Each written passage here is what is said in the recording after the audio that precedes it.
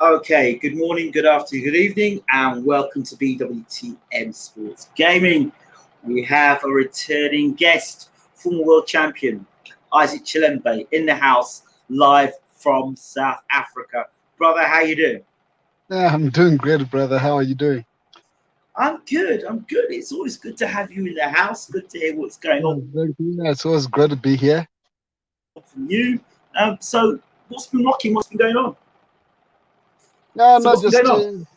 yeah, try and keep up with the pandemic going on, and just try to keep in shape and hoping for something to come up soon. You know, Congratulations. Congratulations on the Judenov fight. That was a uh, win. That was yeah, no draw. I also won the fight too. I still can't believe they made it a draw, but this is boxing. Yeah, but This is boxing. you knew that even if you'd knocked Judenov out, you'd have got a draw for that as well. Yeah, that's the thing, and. I mean, I know the Russians, they're very clever. They always offer the fight on a short notice. And especially when they know you really need a fight, they know you're going to take the fight. So, yes, I had only just less than 4 weeks of preparation for that fight. So, even though I was in the gym since January this year, I wasn't training for any fight. And when the offer came in, I said, all right, I'll do it. And only like push myself for about 3 weeks. Then off we go to Russia. So they knew. I mean, they didn't expect me to be as fit as I was. They thought I was gonna be just a dead man walking. And I went there and I gave the best I can with the little bit of fitness I had. I mean, I truly believe I won the fight. But in Russia, it's very hard to win the fight. Yeah, but 3 weeks. 3 weeks. If you had a full training camp, what would you have done? I mean, you were Yeah, outboxing that boy. if I was given enough time, like let's say 6 weeks, 8 weeks, could have been an easier fight for me. So when you're in a fight like that, you've only got like 3 weeks to prepare, or you've only got 3 weeks. Inside the ring, are you having to pace yourself and fight a like stop and start? And Yeah, what yeah, is that? I knew where I was. I basically had 8 sparring sessions for that fight, which most of it was like 6 rounds of sparring, 8 rounds of sparring. So I knew I wasn't 100% prepared. I knew that my fitness level or my preparation level were about like 60%, 60-70%. So I knew I had, but thank God I've got experience behind me. So I knew how to handle myself, how to push a bit and hold back, push a bit and hold back. And the main goal was to make him miss, even though he connected a couple punches when I was backed up in the corner. And I wish I did it there, but going to the ropes, uh, lean against the ropes, that was like trying to rest because I knew he was fit. He was fitter than me. And the only chance I had to get a rest is not to wrestle with him. I mean, to rumble with him in the center of the ring, but try to every now and then get a breather. And the only way I could do that was to go to the ropes and lean against the ropes. So yes, when I did that, I gave him a chance to connect some punches, to throw some punches and connect some punches, but it wasn't good enough for him to deserve a draw. How hard a punch is Chudenov? How hard is these punches?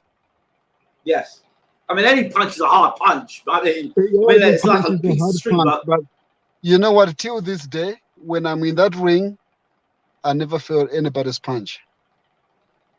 And the only time I ever realized that my opponent can hit, it's after the fight, a day, 2, 3 days after the fight, when I start feeling pain here, pain there. That's when I realized. But I can tell you now, after the fight, I was all right. We got back on the plane, flew back to South Africa. I came home. It was just like it was like I just went there for another sparring session. The only thing that I felt in that fight was my fitness level. I knew I was dead. I was tired. I just tried to dig something inside of you me to couldn't push push through. him. Yeah,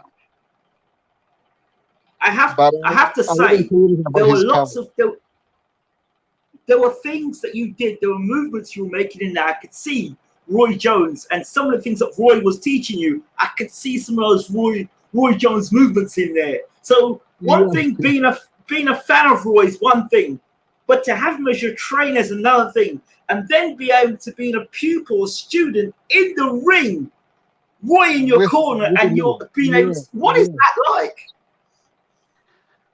It's an amazing feeling. You know the story. I've always been looked up to Roy Jones Jr. all my career. Before I even stepped in the ring, when I was 13 years old, 12 years old, learning boxing, I was inspired by Roy Jones Jr. All I wanted to be like Roy. And now working with him and being in a ring with him, being in a gym with him, working out, it's something I mean. So I try to apply everything I can. I mean, I know I will never be Roy. There's no one else on this planet can ever be Roy Jones Jr. But I try to take whatever I'm learning from it, try to put it in my own way, and I try. And yes, people can say, "Oh, I can see a little bit of Roy Jones Jr. in you." Yeah, so that's been amazing. Yes, absolutely. I mean, I was watching the fight, and in my mind, I was thinking to myself, "Look, this guy has only had like 3 weeks to prepare for the fight." And I'm wondering, I hope he says, "Look, Isaac, do not gas in this fight. Do not gas." And everywhere I'm going, do not gas. You're beating this guy. You're outboxing this guy. You're making him miss. Yeah. You're making him pain. And the back end of the fight, I'm seeing you like making him, sticking him with shots. I'm like, yes, yes, yes. I'm like, look, whatever you do, don't punch yourself out. Don't punch yourself out. So you get to the end of the bell, I'm like this. I'm like this at the end of the fight. And you're like, you put a boxing. Years of boxing, I kind of know how to pace myself, how to control myself to last longer. So I knew I was gonna be tired, and I knew if I have to go full on, if I was fit, I was gonna go full on him. I was gonna throw all my speed punches on him, keep him moving, keep him turning, because that was the game plan, to keep him turning, because he can't fight. He can't fight on a distance. He wants you to be backed up against the rope so he can throw his slow punches and stuff, his power shots or something like that. So the plan was to keep him off and just keep him turning. Don't go to the ropes. Keep him in the center of the ring and just keep him turning. Every time I try to do that, I could feel that, no, I'm not going to last long if I keep on doing that. So yes, I give him some chance to get in sometimes. But with as I said, with the experience, I knew I can handle it. It's not some scary opponent that I cannot do whatever I want to do in the ring. If it was someone else, I don't know. If it was a Canelo, maybe I'll worry about it. But someone like Chidnov, I knew, no, I can handle it. I can go a distance, and I definitely win this fight, which I did. In the type of opponents you fought Kovalev, you fought Tony Bellew, you fought the current light heavyweight champion of the world. In your opinion, where does Chudinov fit with all those guys, or he doesn't? Chudinov is at the bottom. We're together with what's that kid you like, the Russian kid? What? Kovalev. The kid that you like. I can't remember his name again. He is at the bottom at the level. What's that? Bivol. Yeah. You really don't like Bivol, do you?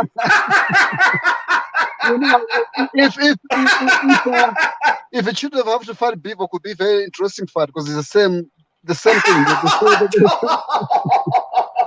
Could be very interesting. You're wrong. You're just wrong. You're wrong. You're just wrong. You're just wrong, bro.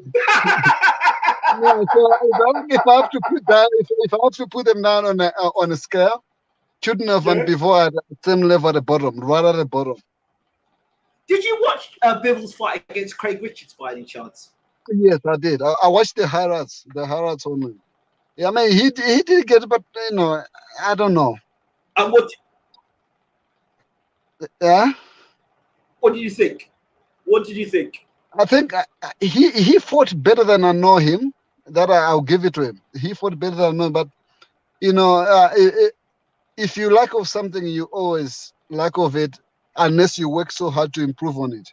And he was the same guy I know. He just he just looked better because his opponent didn't do more. It was just the same. Okay. Yeah. How do you think a fight between him and Beterbiev would go? How do I think? A fight between Bivol and Beterbiev. How would you think it would work? Bivol and Beterbiev, are you kidding me? Beterbiev will eat him alive. Beterbiev, that guy is a hardcore. It will knock him out. That I can tell you right now. Beterbiev will knock Bivol out. Okay. What about Joe Smith against Beterbiev or Beterbiev? Joe Smith against Beterbiev. If Joe Smith is fit enough, can handle Beterbiev. But if he is the way he's been, I know when he fought Vlasov this time around, he was fit and he did great. But if he fights a Beterbiev the way he did against Vlasov, he'll get knocked out too. Because for Beterbiev, all it takes is 1 or 2 punches, then that's it. That's the end of the game. Would you ever consider a fight against Joe Smith yourself? I would love to. I would love to fight Joe Smith. I would love to fight Beterbiev. I would love to fight Bivol again. I would love to fight all those top contenders. Now that I went down, it was hard to make weight, but I got there. I made the super middleweight. I see now they put me in a super middleweight rankings. And being in the top 15, I think I still got a chance to fight for world title anytime soon. But super middleweight is not a division that I can stay long because I failed to make super middleweight back then when I was younger. And now as a old man, it's not easy to maintain my weight fighting at super middleweight. So we'll see. If I get on a chance at super middleweight again, I'll do it. But otherwise, I'll always be a light heavyweight fighter. So I would love to fight those guys. I would love to fight Smith. I would love to fight Beterbiev. I would love to fight Bivol again. And see what can happen. What do you make of the news is breaking out of the UK that Callum Smith is going to be moving up to light heavyweight? What do you make of that? You said sorry, you're breaking up a bit. Yes. What do you think of Callum Smith, the super middleweight that Canelo fought, moving up to light heavyweight? What do you think of his chances at light heavyweight? You know what? The weight is not something that you can tell somebody you're good at this division or not. It's how they feel themselves. I can make weight and I'm comfortable at this division. Like myself, I know I'm comfortable at light heavyweight, even though I've been told that I look better at super middleweight. That's on outsider's point of view. But for myself, I feel better at light heavyweight. That's why I'm saying if I get a chance to fight a super middleweight again, since I've been told that I look better, stronger, and faster at super middleweight, I'll do it. But I know with my age, it's not easy to maintain the speed of a smaller man. So, Callum Smith, I don't know. It depends how he is. I don't know if he can survive at light heavyweight division. He just have to do some more to see how strong he is at light heavyweight.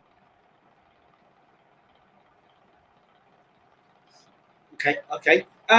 While you talk about super middleweight, Canelo versus Billy Joe Saunders, what were your thoughts on the fight? I know we both agreed that Saunders was a dead man walking in that fight, but what are your thoughts about the way Canelo fought Saunders? You know what? I knew Canelo would defeat Callum Smith. Like I told you last time, today when I look at the boxing today, Canelo is the best fighter in the world right now. I'm not saying it's the best of all time or in the last decade, no. But right now, Canelo, the guys like Canelo, what's his name, Tyson Fury, they're the best in the boxing right now. So I knew he's gonna overcome Cam Smith, but I thought Cam Smith might give him a problem, might give him a trouble because, believe it or not, even though Canelo is coming from the lower division, he actually bigger. He looked bigger than Cam Smith. And for me, the smaller you are, the faster and the powerful you are. So I thought he was going to do that. And fighting on a southpaw stance, I thought he was going to give him a tough time. I didn't expect it to be the way it was as a walkover like he did. And Okay. afterwards, then when people start talking about his behavior, and I remember some of the remarks that he made back then I realized, okay, that might be the reason why he failed to perform the way he was meant to be. I think he had all those, because I saw at first I couldn't understand why no one actually gave him a chance. No one really respected him. I saw some of the when they were going for a press conference, everybody was booing him in states. I was like, why? I know he's British, but no British fighter has been booed so much in states like he was. Then later on, I realized, oh, okay, it was to do with all his remarks he made back then, the videos he made, post on social media and stuff. So I think all that was inside himself. There's a guilt and stuff, so he just couldn't perform. Yeah, there's energy. That's an energy thing. Yeah, How would you go about fighting Canelo? You get the fight. Okay, Isaac, you got the fight to fight Canelo. That's your dream. That's the dream I fight for you would now. love to fight Canelo. You know, I'll combine what Shane Mosley gave him when he was younger, inexperienced, and Mayweather gave him when he was young and inexperienced. Now that he's experienced, I could combine all of that, and I'd mix up with a little bit of Roy Jones Jr. and give him a tough time in there. The only thing I just need to be is just to be super fit.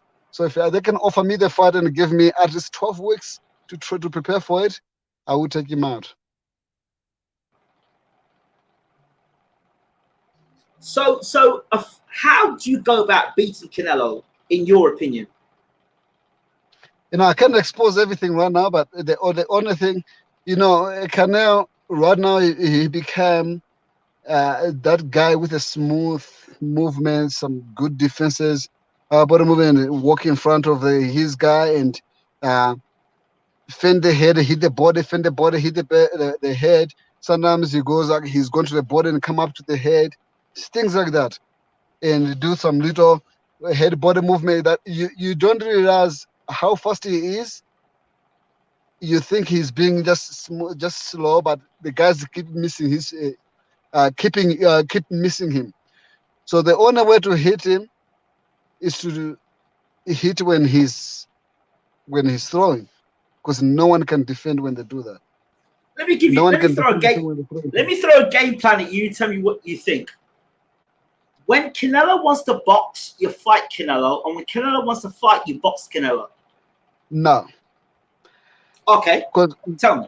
a boxer will box only when the fighter is fighting. Okay, The fighter will always fight when the boxer is boxing. okay, I don't know if that makes sense. okay. So let me go. Let me try this. Let me throw this at You you. just have to So prove when I'm that, to prove all of that. okay, You just have to prove it. let me try it this way. Like if I said to you, like, for Canelo, you've got to. I think you've either got to be all the way in or all the way out. Do you understand what I'm saying? So, like, for example, when you're boxing Canelo, stay on the front, stay on the back foot, but keep him. If you've got a long jab, keep him outside of the jab. Yeah, Hit him and tie him up when you're inside. Push him off again. Don't and keep him moving. Keep him moving. Or if you're gonna yeah, go inside, you go completely inside and push him against the ropes. yeah. You just have to give him a mirror of himself. So, in other words, when he's walking in to fight, you walk in to fight. When he's trying to defense and do all those movements, be a boxer, you also be a boxer. That way, he's looking at a mirror of himself, and he can't function. That's the only way. So you're basically saying box the boxer and fight the fighter. Yeah, no one knows how to handle that. If you're a boxer, Okay, but you see with Canelo, he fights in spurts. Yeah, but he fights in spurts yeah, though. yeah. So you just He have fights in to. spurts, like Yeah, I he'll mean, throw a combination and then rest. as a fighter, those sprints where now he's in to fight, now he's out to Yeah, box. You know yeah, that. So you just have yeah. to time it. That's what I meant. Hit when he's hitting. When it's in, all in to fight, you also go into fight. No one knows how to handle themselves on the outside. So if a boxer is fighting a boxer, it's very hard for the boxer to fight another boxer. But if the fighter is fighting a fighter, it's very hard for the fighter to fight a fighter. Okay. they always want the opposite. Because for me to be regarded as a boxer, that means I've been fighting the guys that are come forward fighters and they just want to get in and throw some bombs. And I try to, use my movements and stuff like that, keep them away and hit them there, confuse them throughout. That's why I could be known as a boxer and he's known as a fighter. And the other, for to be known as a boxer, he needs the opposite as well. He needs to fight someone who's a bit smart, trying to get in, and they get in and be aggressive and knock them out. So when it's always opposite, there was a time where we in a boxing, in a boxing industry, we used to believe that southpaws are very hard to fight. Everybody believed that southpaws are very hard to fight, simply because there are fewer southpaws than orthodox. And for a southpaw, each and every day of his life trains how to fight an orthodox. While for the orthodox fighter, doesn't really think much of a southpaw, because there's a hell lot of orthodox than southpaws. Now, when a southpaw meets a orthodox, a southpaw knows exactly how to defeat the orthodox.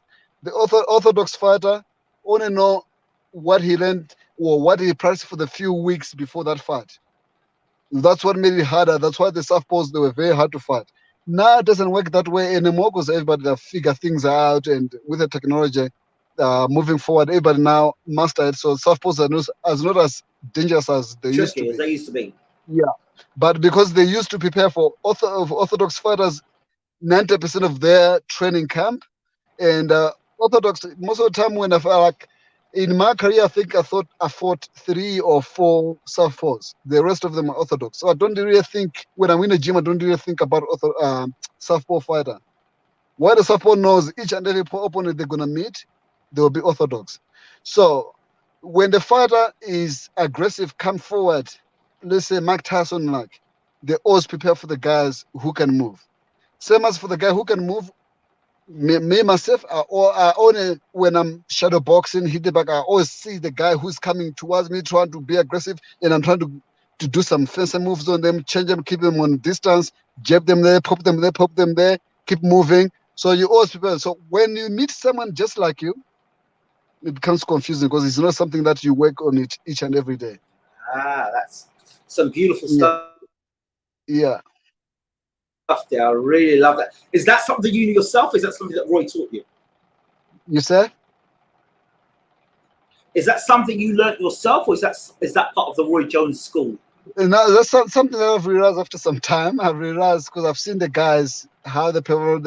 I think the very first pick up from that for me was when Mayweather fought Zab Judah. Not necessarily because Zab Judah is southpaw and Mayweather is orthodox, no, but the speed and the stance and how they shoot the punches, they were similar. And Mayweather had a high time for the first 4 or 5 rounds, up until he figured him out and overcome that, because Mayweather is very good with that, where he can overcome his opponents in a short, in 2 or 3 rounds. But I saw how Zab Judah gave Mayweather high time. And I realized, because Mayweather, as much as the guy is southpaw, Mayweather was looking at the guy similar to him, strength the same. The guy shoots the punches the same. Shoot a punch there, shoot a punch there, let him come in. You will keep the shoulder when he comes closer, give him a shoulder. And Mayweather, it took him a while to figure it out, but when he figured it out, then no one can defeat that. But that's when I realized, okay, so if you fight, and I experienced that myself. The guy wasn't necessarily 100% like me, but he had few moves or few things that I was looking at it thinking that was me. It's when I fought Aled Alvarez in Canada. When I fought him, I was looking at him and I was like, it's like I'm looking, so I couldn't figure out how to get in, how to get out, how to do things, and I was just off because of that. That's what put me off in that fight. Wow, that's a great insight, a real great insight. So people asking the question to me, people asking, what are your thoughts on Fury Wilder 3? Fury Wilder 3, I'm expecting another knockout. This time maybe area rounds within 4 rounds. I don't see Wilder doing anything. I mean, I'm Fury's guy, and I respect Fury more than anything you can imagine in the boxing industry. And I think Fury have improved to deserve to be the best. He's smart, he's fast. People underestimate him because of his look, because of his, he can get very chubby, and he doesn't look like someone who can fight. Like if you meet him in the street, you wouldn't think he's a guy who can fight. But the guy is smart, the guy is quick, he's got good movements, he's always fit. So I don't think. I mean, the first fight, I believe Fury won despite those two knockdowns, which apparently gave Wilder a chance to get a draw. To me, Fury won that fight. The second fight, he didn't wait for judges' scorecards, and I don't see any problem of him doing the same in the third fight. Okay, because they haven't fought in 2 years, do you think Wilder's had enough time to improve? Or do you think it's just same again in 2 years with a new trainer? We all got rooms to change, and I know he's changed the trainers. He's training with someone else. Yes, he's got some. I'm sure he have improved. He have changed some couple of things, and maybe they're looking at the fight on a different angle with his new trainer. Because everybody, when they come in, they've got new ideas or new plans or something. So I'm sure they're working on something different. And I know Fury is always with his dad. And whatever they work they work on, might be the same, but you never know. They're going to come up with another, because now they know their opposite is also new now. They've got new ideas in the camp. So I believe that now they sat down and they come up with the new ideas. I mean, there's nothing really much that you have to change against Deontay Wilder than just staying away from his bombs and keep him a distance like Fury did in a second fight. Okay. What have you made of Deontay Wilder setting up his own gym, building his own gym specifically for this rematch? Yeah. I think that's a great idea. I mean, we're all comfortable in our own space. So if he's got his own gym, opening up his gym, I think it's a great idea. I don't know how much will help him to improve or anything, but at least he's at peace. He's in his own space. He got a new trainer. I don't know what was the issue. The other bullshit that he gave about the reason why he think he lost the fight and his trainer with the water and this and that, I think it was just bullshit. No one can buy that. I don't know what's the real reason why he had to walk away from his previous team. Now he's got someone else. So I think it's a fresh new start for him, and being in his own space, I think, is the best thing he can do.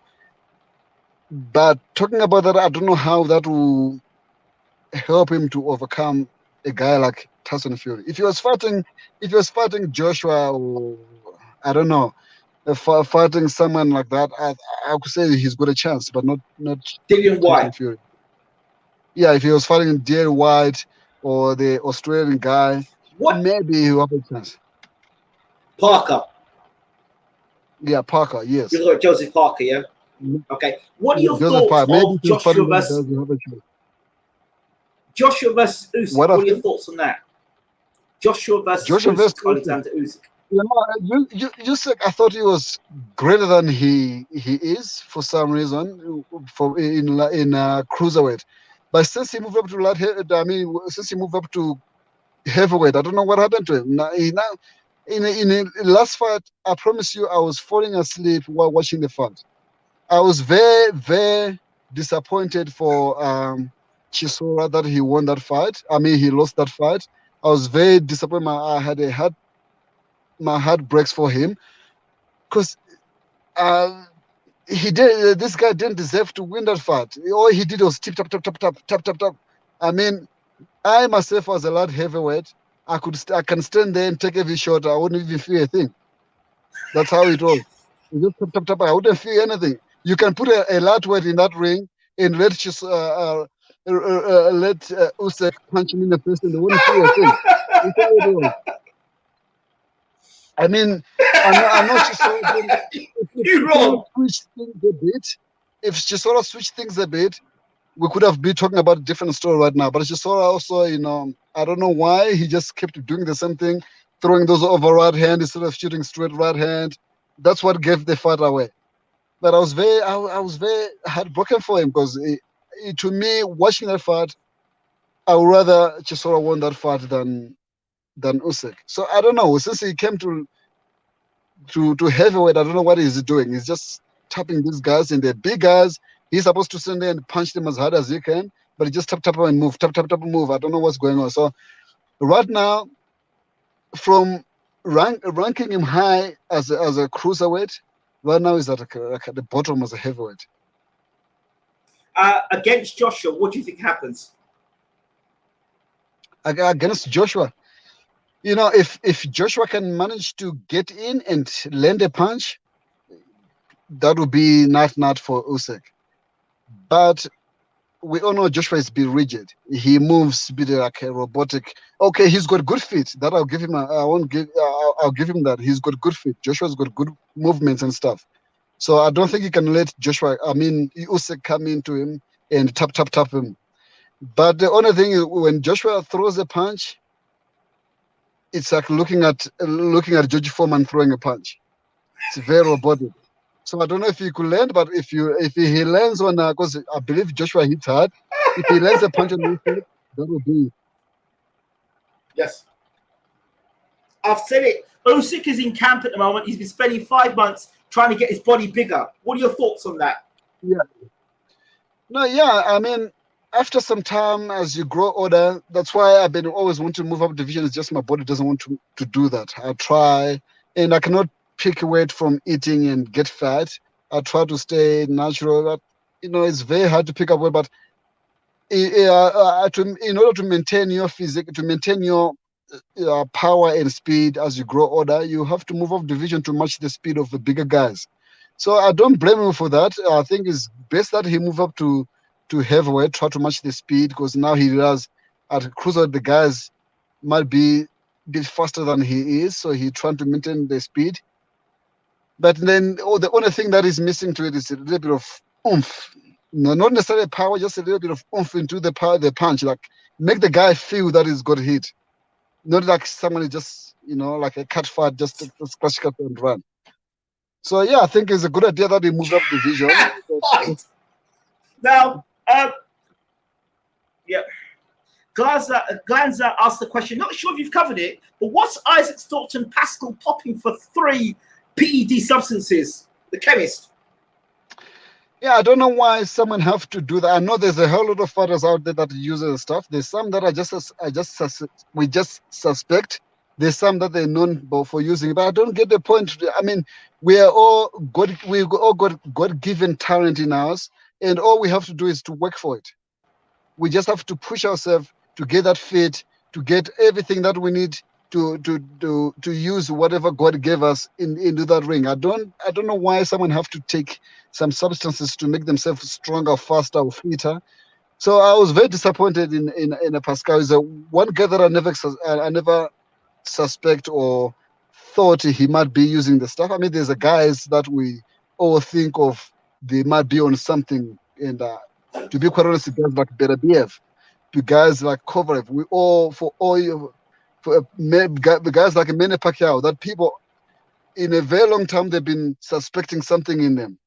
But guys like Pascal, I didn't suspect anything. I thought he was just he was going in there using his own abilities to win the fight. So I was very disappointed in him that came out that way. Okay, I want to ask you some other question before you disappear. While you're on subject, Manny Pacquiao, Errol Spence Jr., your thoughts? If it goes a distance, Spence will win the fight because he's younger, faster. Pacquiao, as much as he still can hit hard, because no matter how old you get, you still maintain your power. If you're a natural, powerful guy, you still maintain. So Pacquiao has got that power, but the speed, after the years we all seen, the speed is not there anymore. So if Spence, if it goes to a distance, if it goes to scorecard, Spence will definitely win the fight. I don't see any chance of Spence stopping Manny Pacquiao, no. But yeah, I see Pacquiao stopping Spence.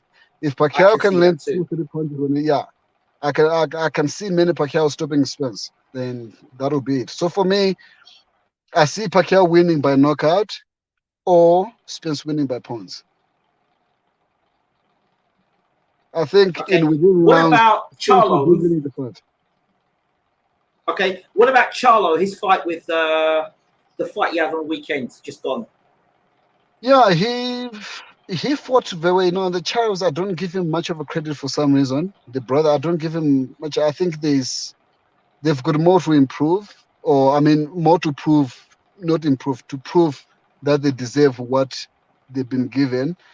So I don't give him much, but I think he did the best he can. He's just the guy. Also, I think his game plan was good. Give him tough fight. It was a tough fight. I know people they're like, yeah, you went the distance. I don't know why they expect for men to stop the guy each and every opponent he steps in the ring with. But I Exactly. think he did great. He did great. I thought he did really well, and people slam me Yeah, for I think saying that he did well. I thought he did well yeah, he because did. He did well. He did great. I think he I was believe. put in a situation. He was put under pressure at home against a guy who had nothing to lose. First Yeah, world title shot, a puncher. You yeah, and I thought most he people did get well. I thought that fight was a the, character building fight. yeah, the biggest pressure he had is no one gave the other guy a chance. Everybody believed Charo would win the There you fight go. easily. So the pressure was on the Charo to go in there believing that, knowing that everybody believe he's gonna just walk all over this guy. How good So is Charlo in your I opinion? give my credit to him. How good is Charlo in your opinion? He he's good. He's good. I wouldn't say great as when we come to that division. I can put him in the same category as where Canelo is now or where Pacman is now. No, but he Yeah, is yeah, good yeah. enough. Yeah. How does he do against Danny Jacobs? I guess who? Danny Jacobs. Darren Jacobs. No, he would defeat Dan Jacobs. I don't know. How Dan does Jacobs. guys? I think. Yeah. I don't know. With the Dan Jacobs. To be quite honest, I'm very surprised that he made it that far. I think the guy just got a heart. I think mostly it's his heart that drove him, that got him to where he is now. But if you look at his abilities of boxing and everything, he's not just a kind of guy that you could expect to be where he is now. Yeah, yeah, So yeah, I yeah, guess yeah, yeah. I guess so, but the Charlo brothers, I think they all eat him up. I don't give So, him any chance. what about Charlo versus Gennady Golovkin today? I knew you're gonna bring that one up.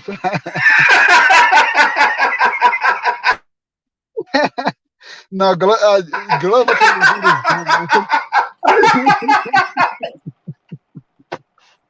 I never said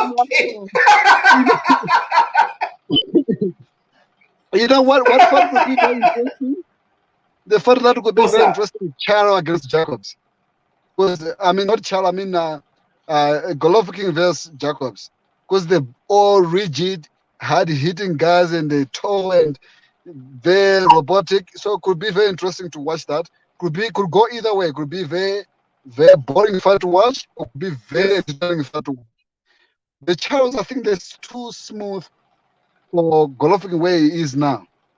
If it was a few years ago when he was in his early 30s, I would say I won't give any Charo a chance. But now I don't give it Golovkin a chance. I think they'll eat him up for breakfast. Both Well, brothers. one of the guys on my comment section said that Golovkin will park Charlo inside 6 rounds. If he lands a punch, yeah. You could never know. You never know. One punch can change the whole fight. If you go because Yeah, but when as I keep he's never knocked anybody as out. I keep Oh, on he's not. saying, Yeah, but it's not. No, it's not. It's not nobody out yeah, though. but He's not no, nobody but out. Who's he knocked out? yeah, but as a powerful man, if you hit hard, you always return your power, no matter how old you are. You always return your power. But all Speed, on right, the other okay, hand, you I lose it off agree. sometimes. So I he agree. can land a punch. You never know. This is the man I agree. who once got hit and hit back the guy and knocked them out. I will never forget that for as long as I live. I will never forget that. I've never seen that in a boxing Okay, history but as far as I'm however, concerned. if you be knocking at what's that? Where someone gets hit with a big shot, where the head is pushed all Going back back and they come back and with a then punch and knock the guy out. Yeah, and knock the guy out. I've never seen that. So this is the guy we're talking about here. He's got power, and I believe as much as people they might suspect that he's on some juice or something, I think most of it is natural. He was just born with a heavy bones. Okay, all right, that's fair enough. Fair enough. I can't argue that point. All right, let's see what else. Oh, before we finish, would you fight a YouTuber? Would you fight Logan Paul? You know, I went like that. I had to sigh on that simply because it's very sad what is going on to boxing today. Right? There's fighters out there. They dedicate their whole life to this sport. They've been boxing for years. They went up and downs. They got beaten, got injured, and they do this, win some championship, lose some. They've been there for a very long time. And there you get someone, because it's a YouTuber, getting his one fight and making some millions that no those fighters that I'm mentioning have ever made in their career. You understand what I'm saying? You get the guys that have been there, they've been doing this thing for a very long time. And it's not like they're just somebody. Some of them, they even won world championships. They won some small championship, international championships, and this and that regional championship. They've been there. They traveled countries, but they've never made, let's just say, $1 million in their life. They've never fought for $1 million. Then you get a YouTuber who comes in, fight a boxing superstar, and make 10 million, 15 million, or something like that. It's very sad to boxing. Very sad to fighters who dedicate their life. It's like myself. I've never sang a song in my life. I've never done anything as much as music is concerned. Today, I just go in and say I'm gonna go perform at O2 Arena or anywhere, and I end up walking out with 100 million because I just performed.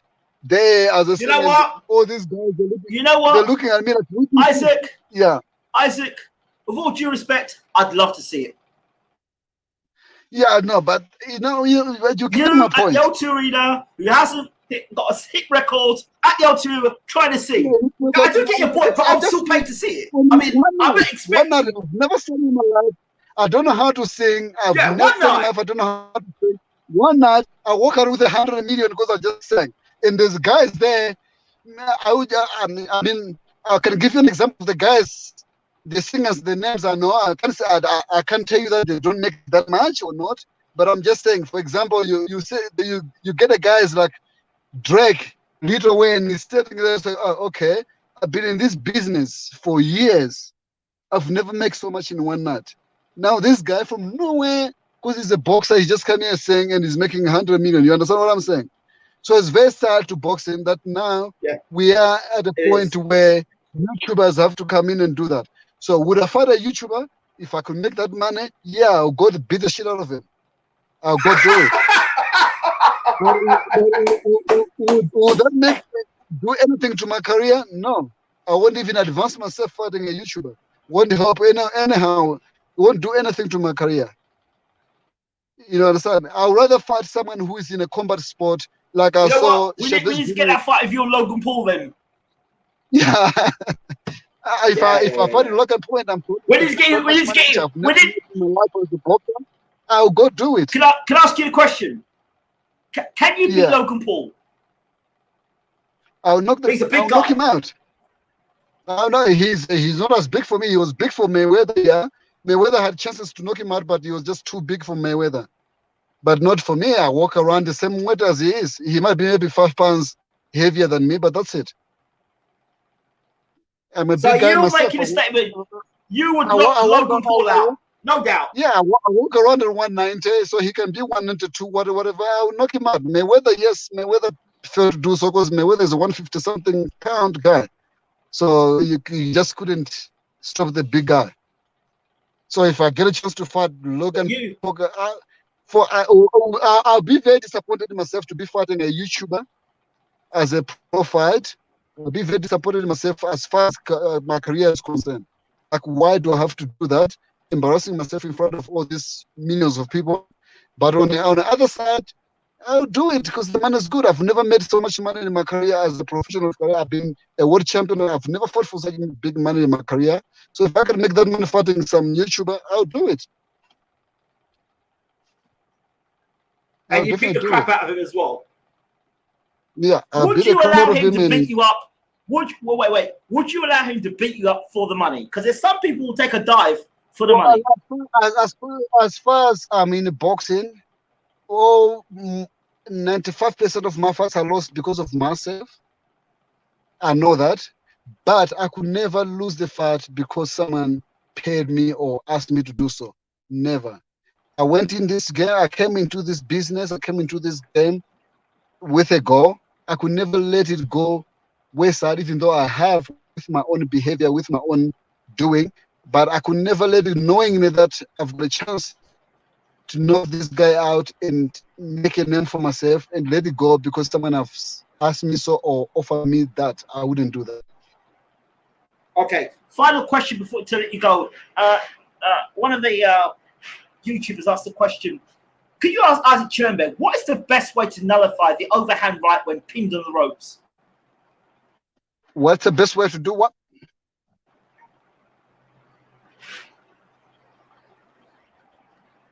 To nullify the overhand right when pinned on the ropes. Well, overhead right. Mayweather showed how to do it. The shoulder roll. Yeah. Yeah, the shoulder roll. And for me, the best thing is to duck under it, or make him come so close that he can throw that overhand right. If he's so close, if you still want to remain on against the ropes. If you want to still remain against the ropes, get him into coming so close. But the only way to do that is not to throw much over punches so he feels comfortable to come closer.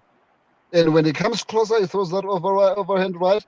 Won't mean anything because it's too close. You need a distance to generate power. And if he's on a distance, you can see it coming. If you're fast enough, you can duck under it. Or if you want to be flashy like Mayweather, the shoulder roll work. At most, the best thing you can do is not to be on the ropes whatsoever. Be out of that. Be away from the ropes before the overhand right comes. Isaac Chilemba, thank you so much for talking to BWTM. Thank you very much. It was great speaking to you.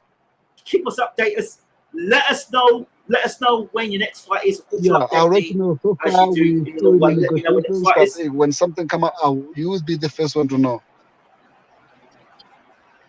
You're talking about negotiations. Is there anything coming up in the next couple of months? Yeah, but probably I should be in the ring in the next 2 months. I should be in. Is it a big fight or is it just a fight? That I'm not sure yet, because the negotiations has been talking about elimination fight. They know it's going to be just a 10-rounder. Then someone else talking about this. So I'm not sure yet. This business things always change. So like I really pray that like heavyweight. Like the one we're talking about. No, the one we're talking about was a super. Okay, since my last fight against Chudinov, we have had about 4 fights that we spoke about, and one was light heavy, and 3 of them was super middleweight. So I'm not sure which one is going to come first. Okay, all right. Well, keep us posted, champ, and we'll talk to you real soon. Thank you very much. Thank you so much, champion. Speak to you soon, champ. Have a great one. Thanks. God bless, brother. Take care. Good night.